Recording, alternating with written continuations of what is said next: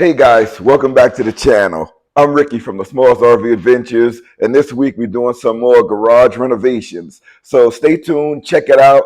If you didn't already, hit that subscribe button, like, and comment below if you like a lot of these installations that we do on the channel. This week we're not camping anywhere. I'm back in the sticks and bricks. I'm going to make some more improvements to the garage. This video is being sponsored by Deerfamy. They sent me these garage hooks that's right behind me, but they also sent me a bike rack. Again, this is a sponsored video by Deerfamy, and this is their bike rack. Stay tuned, everybody. So I've already opened the box just to see what it was, and like all products that Deerfamy sends, it's usually a box inside of a box. So I'm going to turn this box upside down so that we can see exactly what's in this box, which is the Deerfamy product.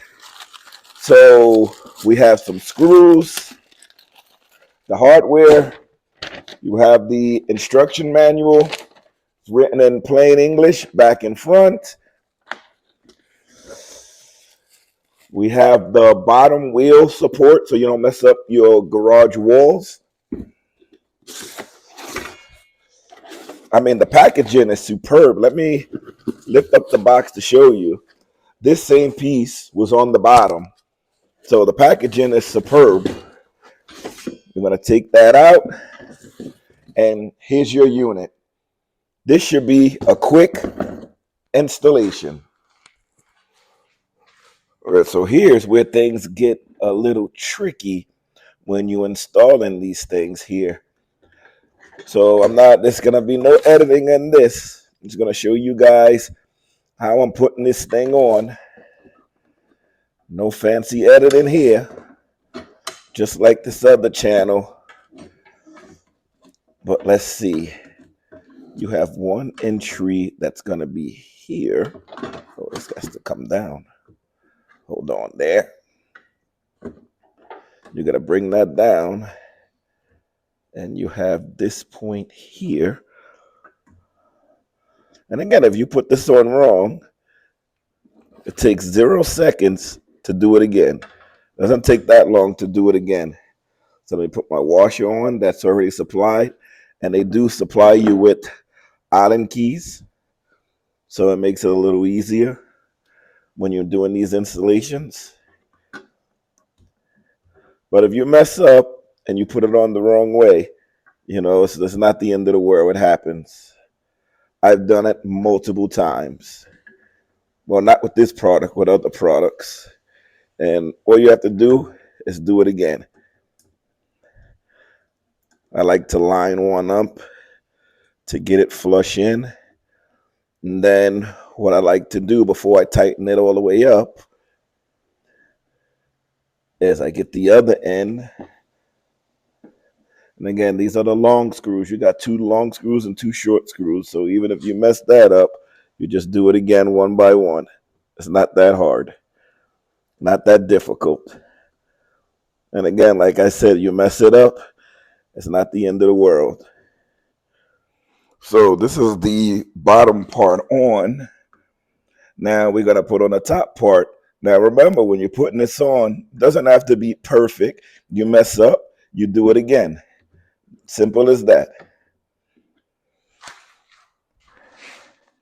Now we're going to put in the second set of screws. I don't know if you guys can see me clearly. Let me move this leg out of the way. See, these things, you got to feel for the hole because you can't really see the hole.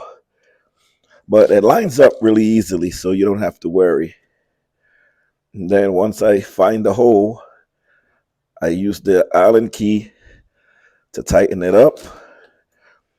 And then you can use one side, the long side, to get it in fast.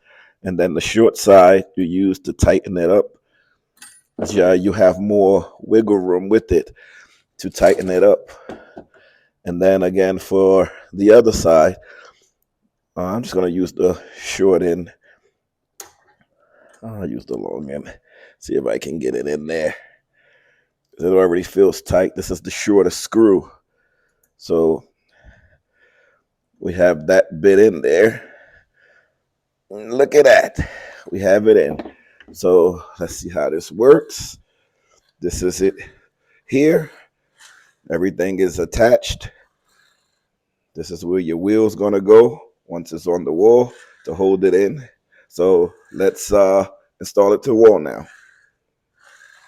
So this is it one way here. That's the way it's looking. Okay.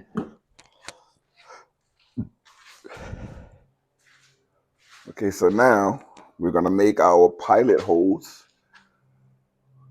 And I'm trying to see where I want to put it. So we can put the first pilot around here. That looks about right. This looks like it's wood over here. So we want to put it on a piece of wood, the pilot. So let's put it like right here. So you, with a pencil, you mark where you want your holes.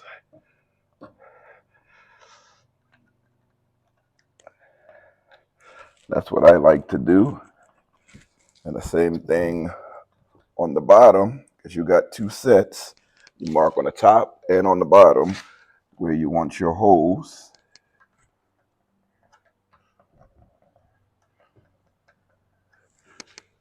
And there you go.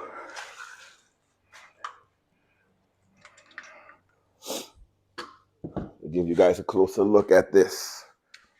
I like to drill my pilot holes first to see if I'm correct about the wood.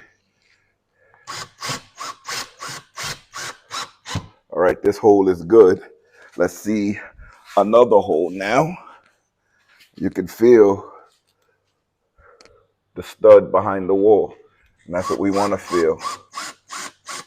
All right, this one is good too. It's a stud back there. And now we're going to check out our third hole to make sure it's a stud in that one. Should be.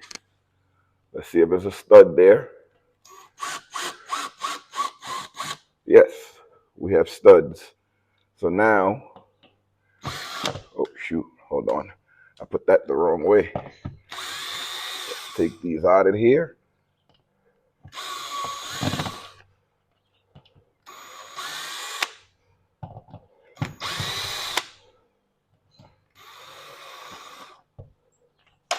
Ooh, drop one.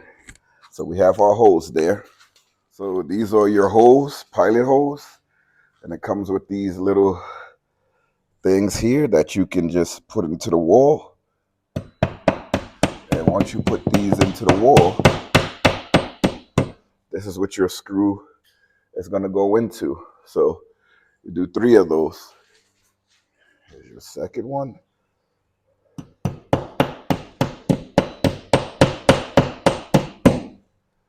And you do your last one.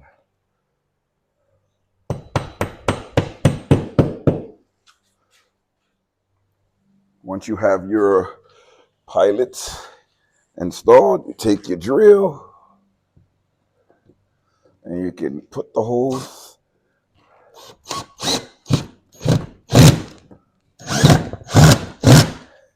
That's your first hole. Then you get your other screws and you can put the rest of your holes in. Yeah, let's do this one first. Some of these are kind of hard to get to. Hold on here. All right, now we got one more. So here's the bike rack set up. You got up. You can close it when you're not using it. And this is down. You can even put it to the side here. You can turn it to the other side so it swivels. So it's really nice. That's it all the way up for ultimate storage. Now let's see how the bike looks when we put the bike on here. So when you're putting the bike on here, I installed this kind of high because we're going to put my bike on here, but we have one of the children's bikes. And You just put this right above the wheel, and it hangs just like that. And this is cool because you can put it from side to side, whichever way you want to put it. So for this, I'm just going to let it hang, and we're going to look at it from side to side just to show you how it looks. So this is how it looks from one side, and it's all hanging up. The Deerfamy bike rack. Another angle, and you can also close it up.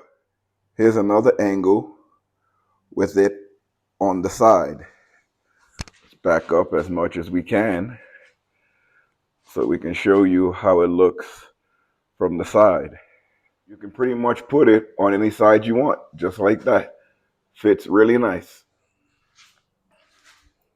It also comes with another piece that this goes flush against the wall, and you're using a bigger bike or even this bike without the training wheels, you can turn the bike around, and this bike is too small, so it's not going to fit, but you would put this right where the tire is to protect your wall from the tire. The tire goes right in there. So I'm going to put this to the side again, and this will go right where the tire is, and then your tire will go right into that. So that's pretty cool. We're not going to install this now because we don't need it for this bike. But when I get my bike, it will go closer to the ground, and I'll put it there to protect the wall. So it's pretty good. And this is from Deerfamy. This whole product, bike rack from Deerfamy. I'm going to put a link down in the description. So hope you guys like it. One more good thing about this bike rack, just like they said in the instructions, when you're not using it, you know, this is how it is. You put your bike on top, but when you're not using it, you can put it up and it's out of the way, and you can go about your business. So it's pretty good. This is a bike rack again from Deerfamy. Now we got to go out and do some yard work. Stay tuned, everybody. All right, the next project that we're going to do to clear up some storage in this space here is that we're going to make a table. I've made a lot of tables before, but this will be another one in the collection. Then you guys should be wearing safety goggles. Follow what I say, not as I do.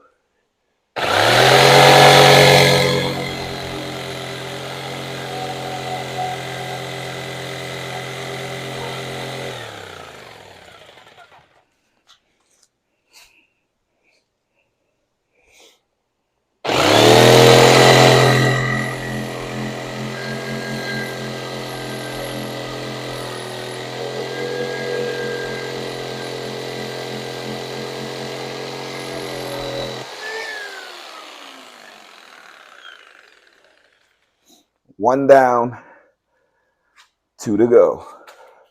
All right, this is sort of the look that I was looking for. Again, we're repurposing all of this wood, but this is just to set up more shelving so I can have more storage to put things. That's going to be the new home for this. And again, there's more shelving just to put everything against the walls and off the floor. So we have two sets of shelves to put things up. All right, so we were able to clean off the top of the shelf here. Again, this is a work in progress. So we have the plug socket that's exposed now so we can plug things in. And here's the shelf. It's pretty cool. I need to be able to have access when I'm working on the cars or the batteries to this toolbox here. And this is a Harbor Freight toolbox. So when I'm working on the cars, I have two of these.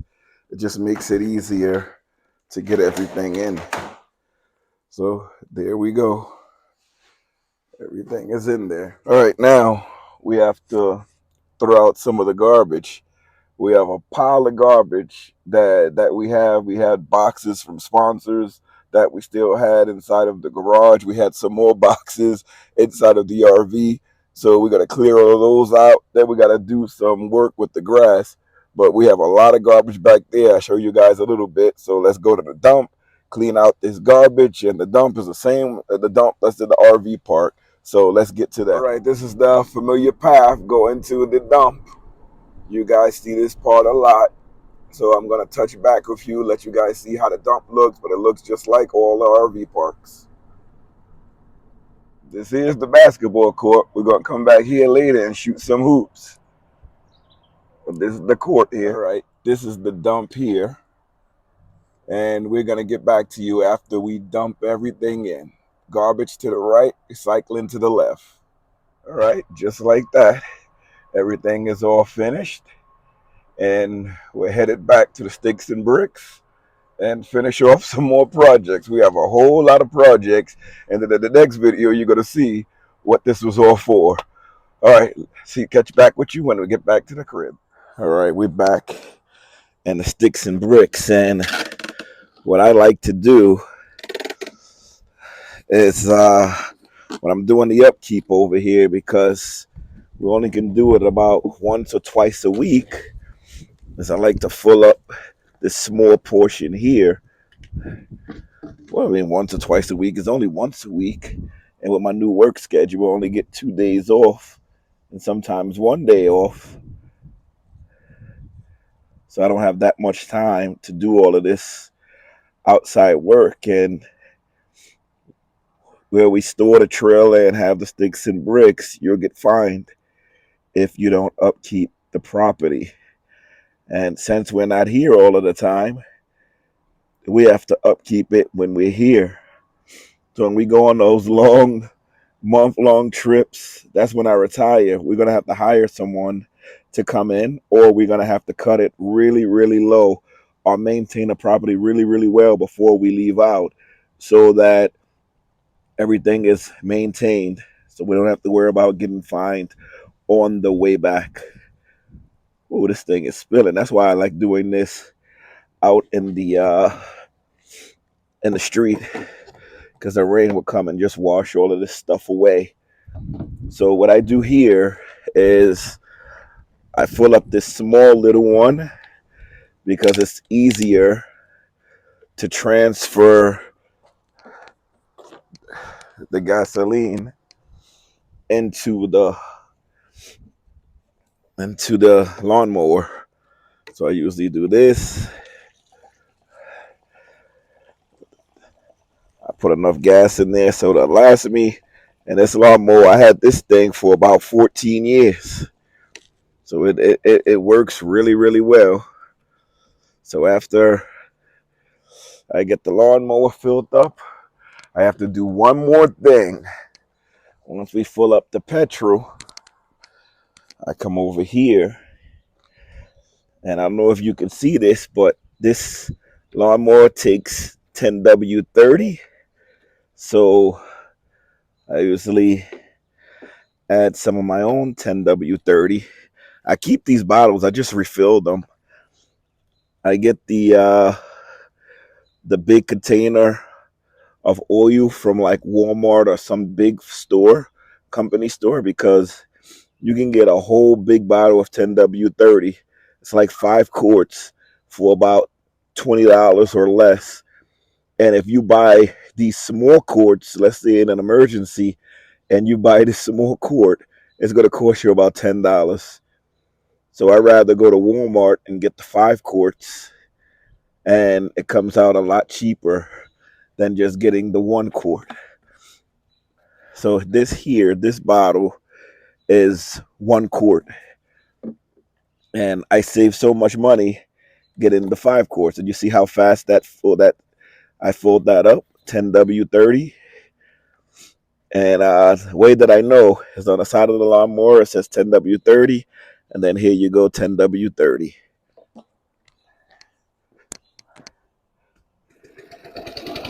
All right. Hopefully this is not too loud. But this is what we have to do.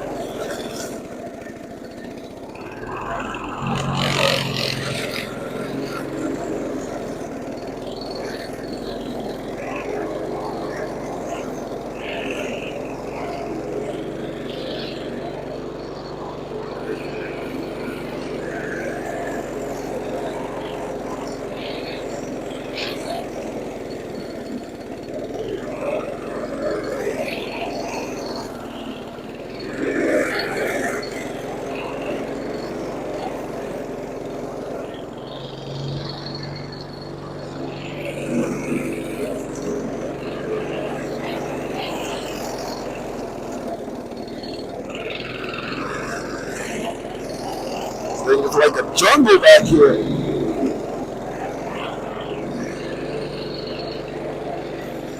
All right, there's a lot to do with trailer upkeep because when we're not here with the RV,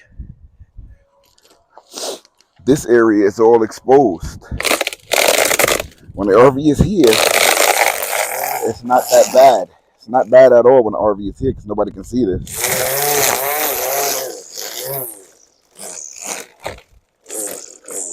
But when the RV is not here, everybody can see this area here when we're not here with the RV. So it's good to have all of this cleared up. And it's funny, in the winter, none of this grows. It's only in the summer that you have this area that grows.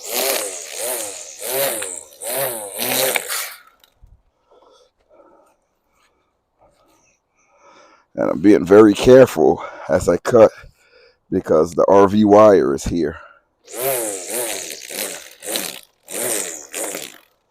And this weed whacker, although it's plastic, it cuts right through the RV plug.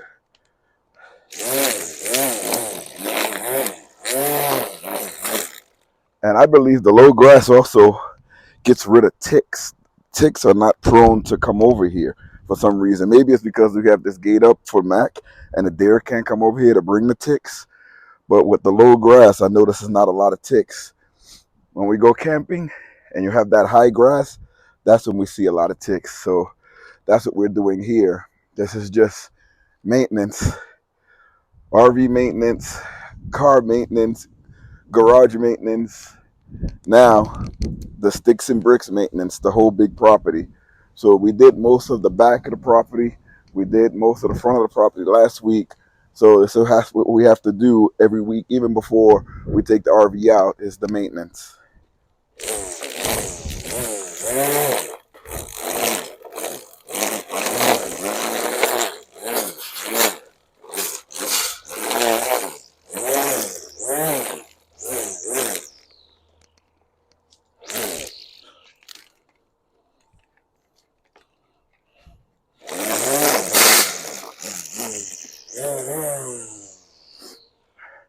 This is the case in the summer and the winter. You're clearing the snow when you come up here, because let me tell you something, if you don't clean your property, there are little trolls that come around and they're looking for people that the property is not clean. And those are the houses that get robbed a lot or get vandalized because they know you're not home. They're paying attention to your property.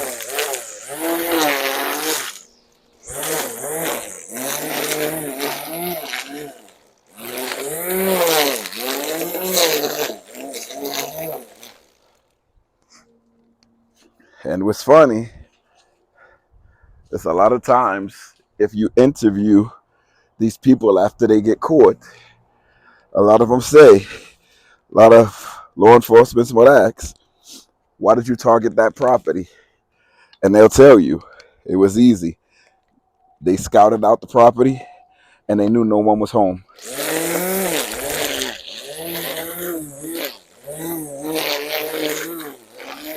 So it's always good to keep your property nice.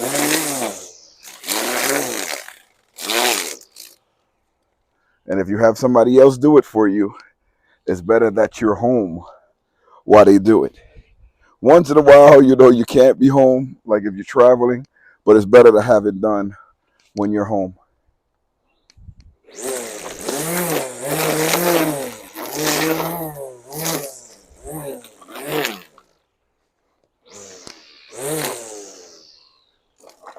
Well, thank you, friends, for sticking around.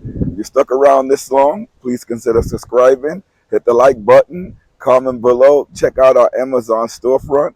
We did a lot of storage capacity building in the garage. We had to upkeep the land, and we did all of it. It's all done now. So we out enjoying this nice weather.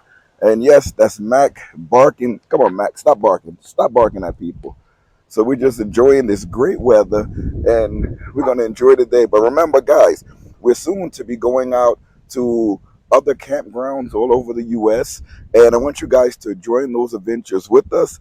We're going to do some prep before we go out for the adventures. It's going to be in about 2 weeks. We're leaving, and it's going to be a great summer because we're going to spend most of the time in the campgrounds. We're not going to be in the vehicles as we were for the past, let's say, the last 2 seasons. We were in the car doing car camping, but now we're going to transition over to do mostly RV camping. So stay tuned for that. It's windy. I don't want my camera to fall. So thanks for tuning in. See you later, everybody. Make sure you check out the Amazon storefront and check out the S'mores RV Adventure shop to get some cool gear. See you later, everybody.